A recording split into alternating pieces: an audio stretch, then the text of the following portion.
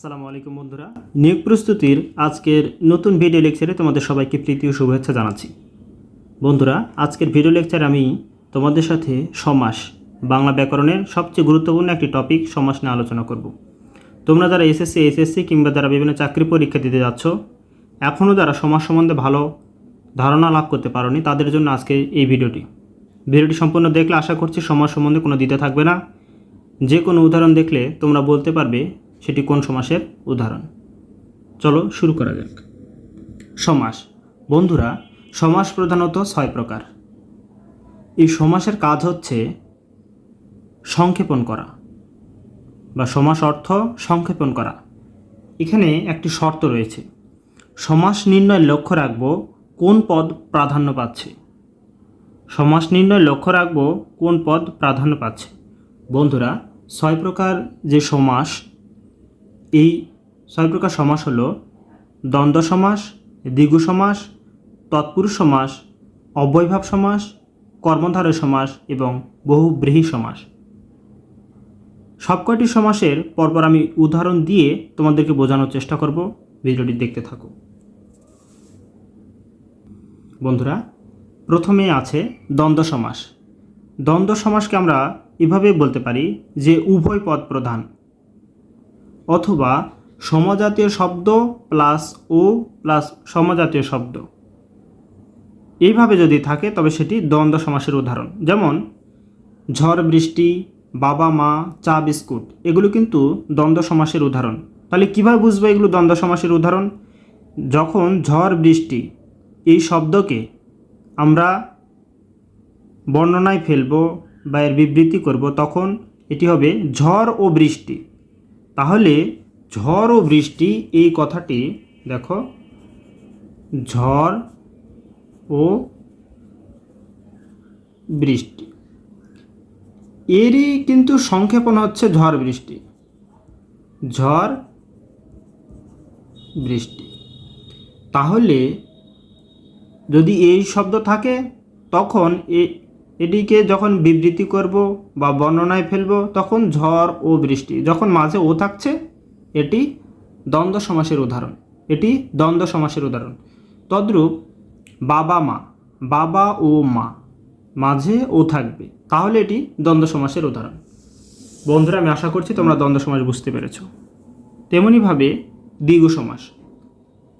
দ্বিগু সমাসের ক্ষেত্রে হয় কি, পরপদ প্রধান। বন্ধুরা, দ্বিগু সমাসের ক্ষেত্রে কি হয় দেখো, এটি হচ্ছে পরপদ প্রধান, অথবা পদের শুরুতে সংখ্যার উল্লেখ থাকবে। অর্থাৎ আমরা তো জানি যে সমাস মানে সংক্ষেপণ। তাহলে একটি যদি পূর্ণ সংখ্যা দেওয়া হয় বা একটা পূর্ণ শব্দ দেওয়া হয়, সেই শব্দতে প্রথমে যে অংশটি থাকবে এটি হচ্ছে একটি সংখ্যাবাচক শব্দ। যেমন শতাব্দী, নবরত্ন, চৌরাস্তা, শত অব্দের সমাহার। এই কথাটিকে যখন আমরা এই শতাব্দীকে যখন আমরা বিবৃতি করছি, তখন এটি হচ্ছে শত অব্দের সমাহার। দেখো বন্ধুরা, আমি তোমাদেরকে বোঝাই দেই। শত অব্দের সমাহার, শত অব্দের সমাহার, এটি হচ্ছে শতাব্দী। শতাব্দী। যখন আমরা এই শতাব্দীকে বিবৃতি করছি বা বড় করছি সংক্ষিপ্ত রূপকে, তখন প্রথমে একটি সংখ্যা থাকছে। যদি শব্দের শুরুতে সংখ্যা থাকে, অর্থাৎ সংখ্যা প্লাস শব্দ, এরকম হলেই দ্বিগু সমাস।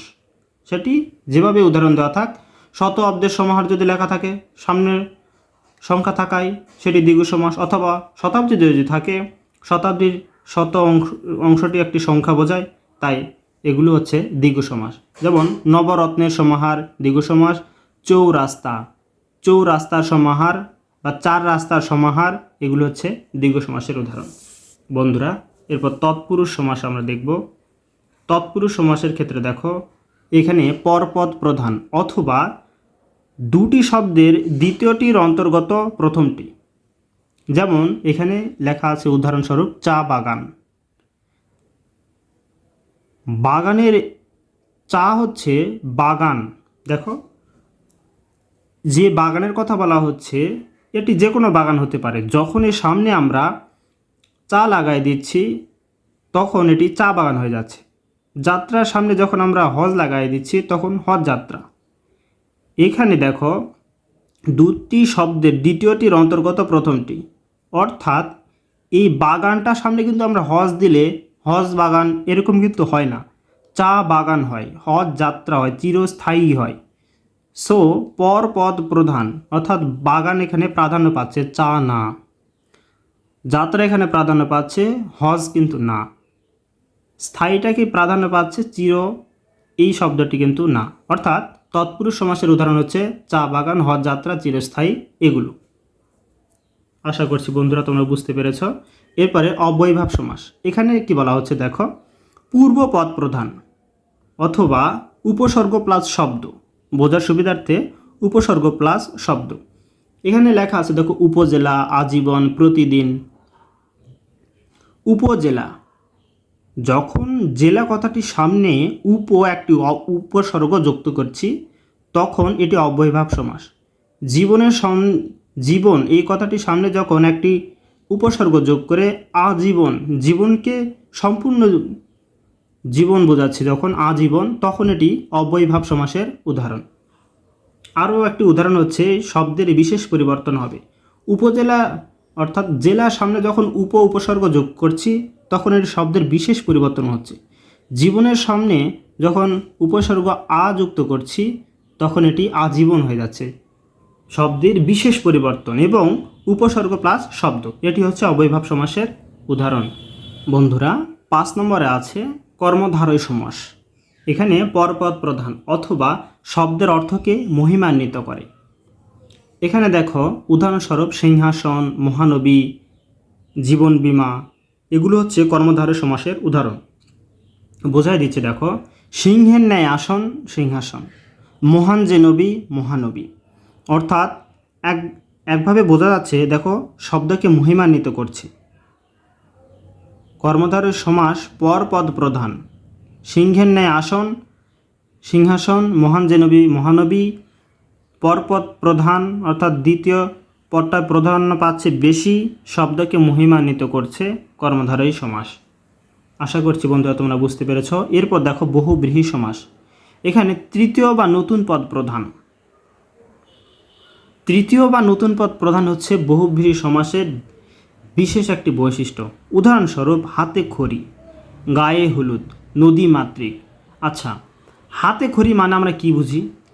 যখন একটি শিশু প্রথম লার্নিং বা শিক্ষা গ্রহণ করা শিখতে থাকে তখন আমরা কিন্তু তাই সেই ব্যাপারটাকে বলি হাতে খড়ি। যে প্রথম হাতে খড়ি দাদা বাড়িতে হয়েছে বা নানা বাড়িতে হয়েছে, বা আজকে তার হাতে খড়ি।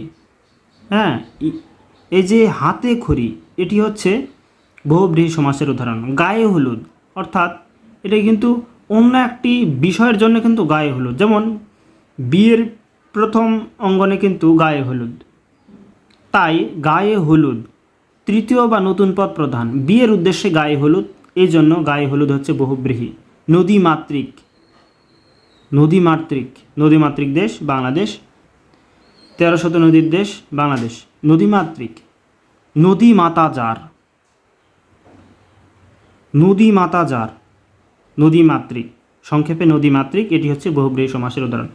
বন্ধুরা আরেকটি উদাহরণ দিয়ে আমি আজকের ভিডিও শেষ করব, সেটি হচ্ছে প্রাদি সমাস। আমি কিন্তু বলেছি সমাস 6 প্রকার। এই 6 প্রকার সমাসের মধ্যে আবার প্রকারভেদ করে দেখা গেছে প্রাদি সমাসকে বিভিন্ন পরীক্ষায় দেওয়া হয়। যেহেতু আমরা চেষ্টা করি বিভিন্ন চাকরি পরীক্ষা বা নিয়োগ পরীক্ষাতে ভালো মার্কস পাওয়ার জন্য, সেগুলো শেখার জন্য এই ভিডিওগুলো তৈরি করা, তাই প্রাদি সমাস নিয়ে আলোচনা করছি। প্রাদি সমাস মূলত পরপদ প্রধান।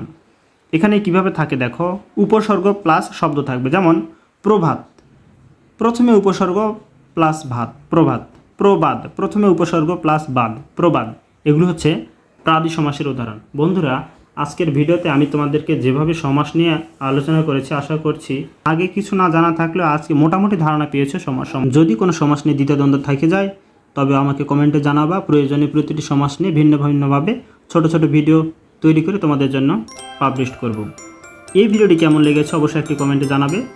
ধন্যবাদ সবাইকে। আসসালামু আলাইকুম।